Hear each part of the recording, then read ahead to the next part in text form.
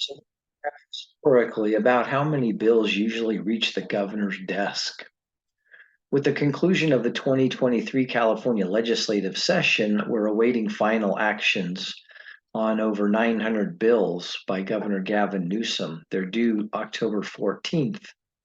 So I'm often asked about this time the number of bills that reach the governor's desk and how those numbers from this year or last year differ from those of the past. So I put together a brief historical look at how many bills usually get to the governor's desk, as well as veto rates for a half a dozen governors over the past 40 years. So in Governor Newsom's first term, his first 4 years in office, a low of 430 bills, that was the COVID year, and 1,165 bills were sent to his desk. He vetoed a low of 8%, again, that was COVID year, to a high of 16.5%.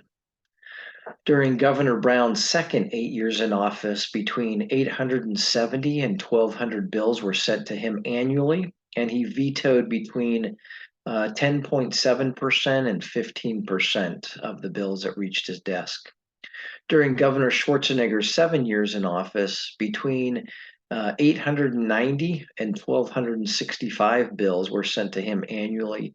He vetoed between a low of 22% to a high of 35% of those bills.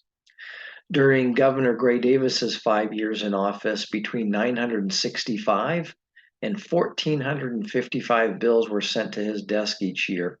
He vetoed a low of 6% and a high of 25%. In Governor Wilson's 8 years in office, between 1,075 and 1,700 bills were sent to him annually. He vetoed a low of 8.6% and a high of 24.5% of the bills.